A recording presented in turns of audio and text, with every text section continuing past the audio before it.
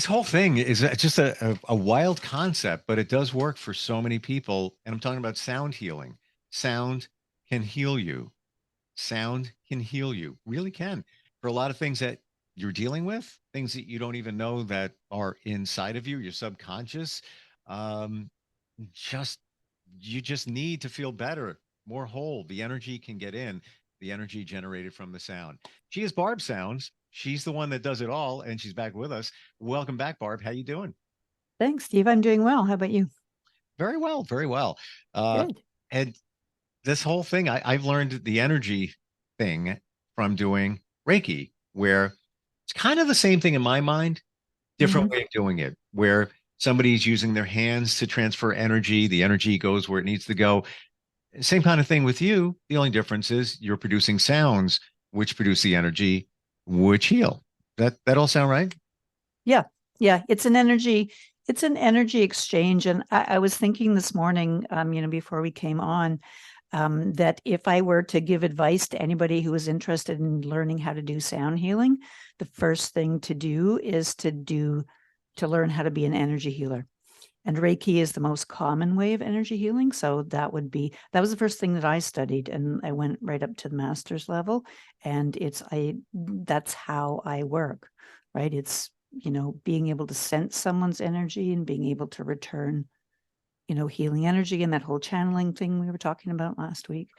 You can learn all of that in Reiki first, and then you just play around with the instruments and do it that So way. so can we play around with the instruments? Sure, we can. I'm going to actually, I'm going to actually today, it depends on if you want like a little sound bath with the bowls and the chimes and stuff, but what I wanted to do today was to play different sort of combinations of two gongs at the same time. Because when I play like the Tibetan singing bowls at the beginning, they all blend into one sound. You can't tell, by the time they're all vibrating, you can't tell which is which bowl. And the same thing happens with the gong. So I thought we would try that because then you Yeah. get a really cool kind of mix of the two. I'm intrigued. I'm curious what this is going to sound like. Let's do it. Okay. Well, if I'm going to play two gongs. I'll probably only play for about 5 minutes because then we'll have time to talk about it after, if that's okay. Yeah, that'd be great. Yeah, that's good. Okay, good. I will switch my sound and I'll tell so everybody she's switching over to microphones in the other side of her studio, so therefore we can't hear her at the moment as she makes her way over there. there we go. Okay, so as is best always when you're listening to sound healing, close your eyes and then just let the sounds flow to you and through you. And as I start to play, you can take a couple deep breaths as well, and that just gets the energy kind of moving around a little bit in your body. So I'm going to play a series of two different gongs at the same time, and just have a listen to see how it works.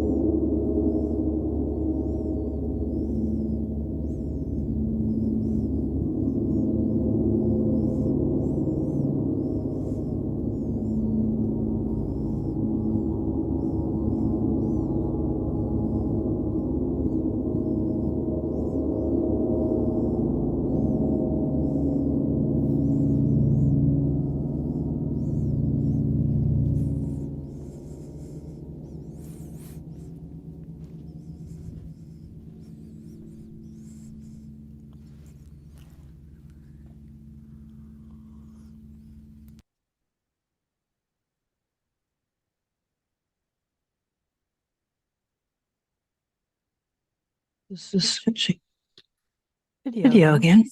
There. And she's back. And I'm back. You're You're back. back. Wow. Interesting the way the two complement each other as you play. Mhm. Why did you pick those two? Well, actually, I was playing a whole bunch of different combinations of two. Did you just hear two? I was hearing two bouncing back and forth. Okay. Wow. I did all kinds of combinations. So I basically played the deep breath gong and the big one in the middle at the bottom, and then I played the two in the middle at the top and the bottom. Then I played these two closer to me. How do you make the determination of which to play? That's part of the intuitive playing. Because they actually with the bowls and the gongs, it doesn't matter which ones you play. Like you can play all of them all together, or you can play just two. You get different sort of combinations of sound, with playing these two, let's say, and those two, depending on what kind of healing those gongs are especially good at. But you wind up as the listener, and because I'm playing them, I can actually hear the sound separately a little bit from the two gongs. That doesn't always happen, like if you're playing in a concert. So when I was taking a training with Don Conroe, the world gong master, there was four of us. We got invited to play like in a sort of a square. So we were playing four big gongs all together. And then he was doing the conducting. So when they do conducting, he goes like this, or up, like means to play louder, and down. And then sometimes he was saying, do this. And so he kept kind of like sticking his head around my gong as we were all playing. As we were all playing, I thought that I could only hear my gong. Now, this was the very first time I played with other people. And so I thought that I could only hear my gong. So I kept trying to play it more quietly so that the other gongs could be heard. Because in my mind, I thought that my gong was like just overtaking the whole sound. And he kept sticking his head around my gong and going, louder, louder, louder. And so when we were talking about it afterwards, I was like, I was kind of describing that. And they said, well, you were not hearing just your gong. You were hearing all four gongs. So I was hearing all four gongs as one big gong. And to me, it sounded like my gong. When you hear other people play, Yeah. I don't want to, I don't mean this in a negative way, but do you judge the way they play? Can you say, oh, like let's say we have Jennifer and Janine, and Jennifer plays, and then Janine plays. Can you Yeah, notice the difference between the way they play? Uh, totally. and would you say, well, Jennifer actually plays a little bit better? Is there a possibility that somebody plays better than the other person? I think there is. I think there are people who, and this is true for any music. Like if you listen to piano, like the great piano players, the really great piano players, there's so much feeling and so much energy flow in how they're not just playing the music, they're playing with their whole soul, and you can feel that. And somebody else may be playing more mechanically, and they're playing the same song, but it doesn't feel as good. It's kind of it doesn't even sound the same.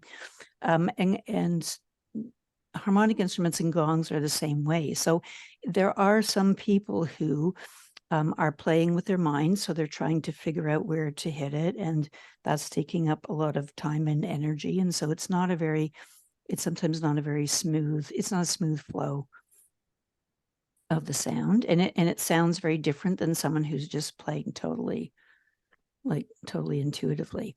And it also depends. When I was first meeting other gong players in Toronto here, a friend of mine who played gongs, and she said, I want you to listen to so and so play the gongs, and then I want you to give me feedback afterwards, because this was a student that she had. And so I was listening to the woman play, but I was watching her as well. And she was like dancing, like with her whole body, right? and she was moving forward and back and forward and back and kind of going around like this. Now, the sounds were not that different than other people playing, but it was more the energy of how she was playing, and the energy gets transmitted in the sound. And when I was watching her, it was looking like very, very shamanic. Like it was like she was, and she drums a lot too, right? Hmm. And so I said to, and I was giving her feedback too. And I said, you know, you have a lot of shaman energy in you, you know, because that's how you play. And she burst into tears. And I was like, oops, Wow. you know, what did I say? And she said, no one's ever told me that before. And I said, well, that is your energy. And a week later, she emailed me saying that she'd signed up for a shamanic training of 2 months in Peru, and off she went. So her, you know, I mean, all of us, our playing it's informed by our soul, you know, and who we are. So it depends on how well people let that flow through. Like, to me, that's what I like to hear and watch other people playing very differently than me. But if they're letting the energy flow through, then it's awesome.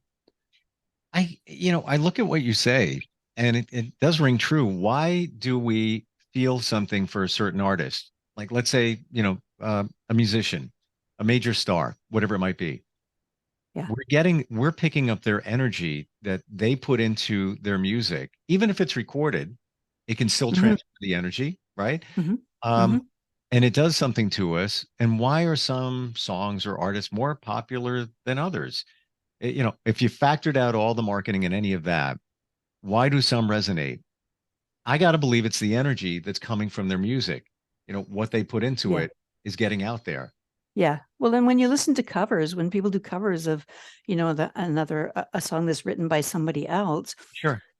they sound very different. And you know, I've heard, I've heard like musicians being, you know, interviewed, and they'll say, "Oh, so and so when they sang this song that I wrote, you know, didn't sound that great." You know, they'll say that.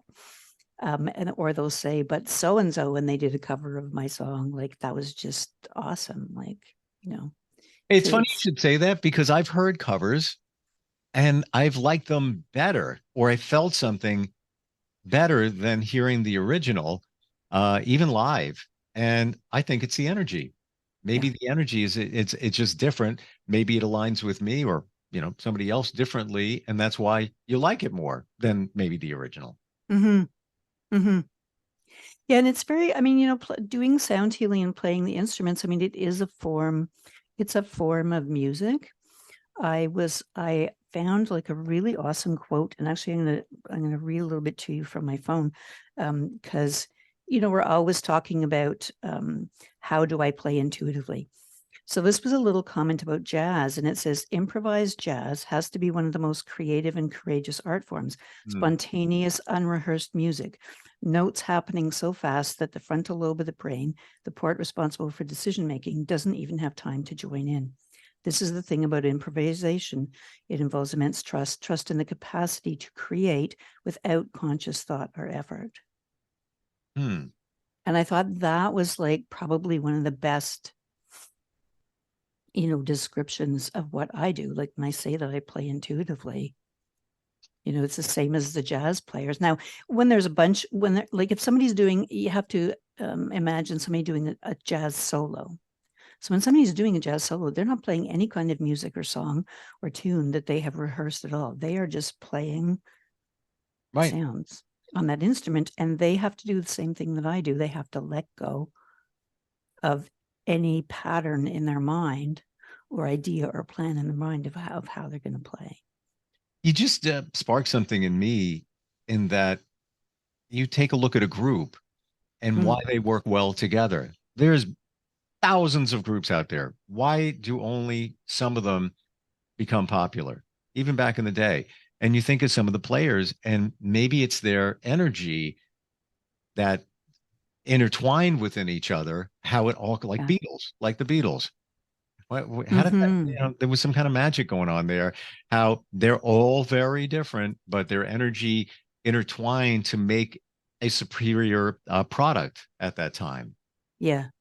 And I think when they were playing, I mean, I actually heard an interview with Paul McCartney recently, and he was talking about how when he and John first met and when they were before, when they were starting to write songs, but they used to play like all day, every day and just have fun. Like they just used to riff off each other, and they weren't actually writing songs.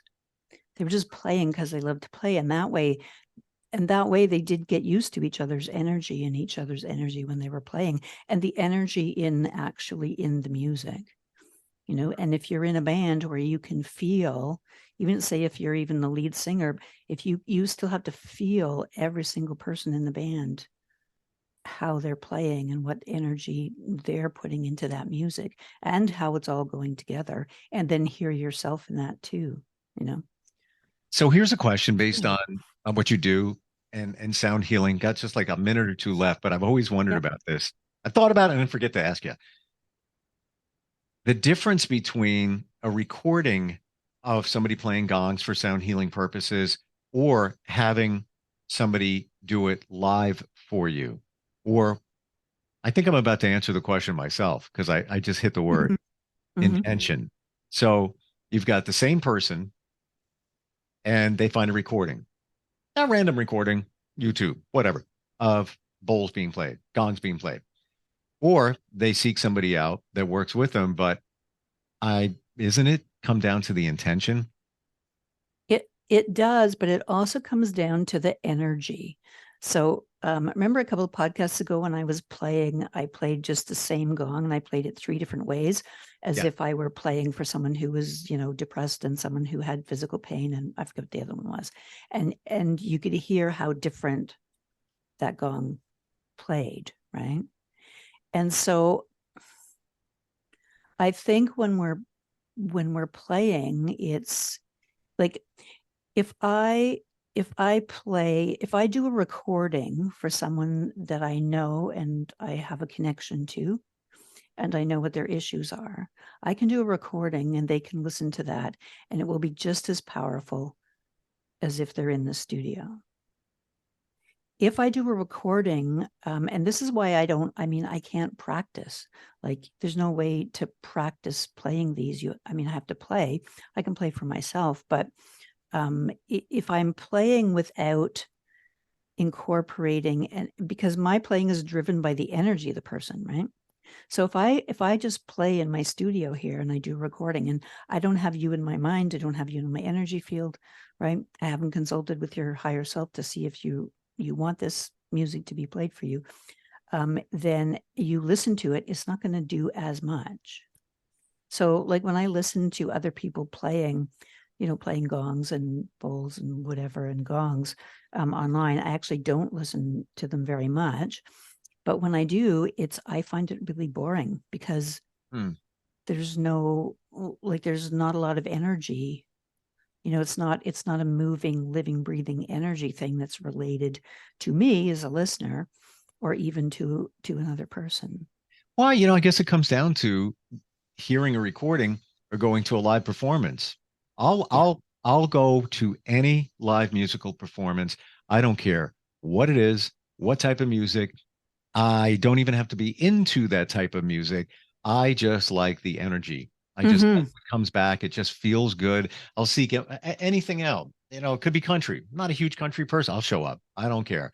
I love it. Just, and experiencing that with other people is just, there's something there. So I guess that's essentially what we're talking about when you're doing it live, for somebody, and the energy is there, a different type of energy, and the intent is there. Where do we find you? I know you got a couple of places where people can book either a sound bath or a one-on-one. Yep, they can book a sound bath. Now, sound bath, a group sound bath means there's other people that are listening as well. These are all virtual because I'm working still virtually primarily now.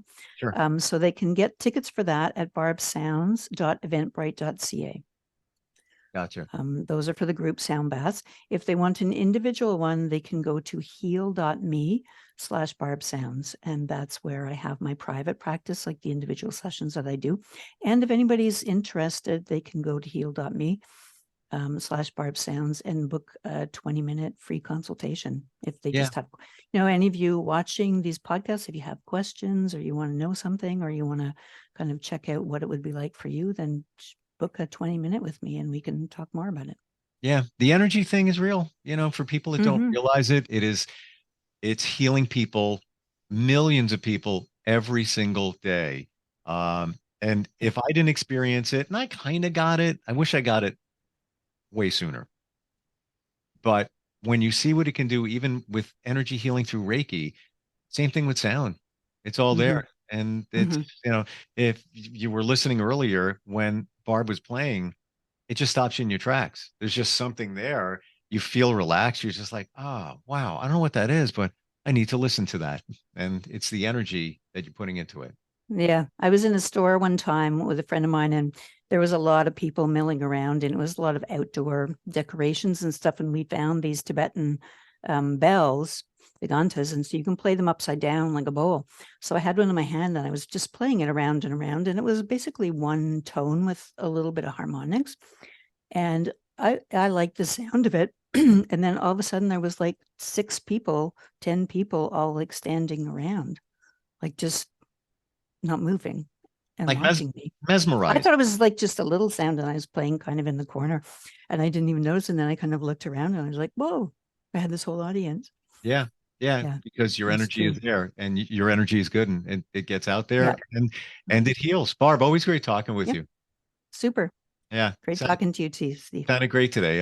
Thank you for the break. Like, Awesome. ah, You're getting a treatment every time we do a I podcast. know. It's Well, good. as It's is good. everybody So is else. everybody else. Yeah, Yeah, exactly. And that's look great. forward next time we get together. All right. Me too.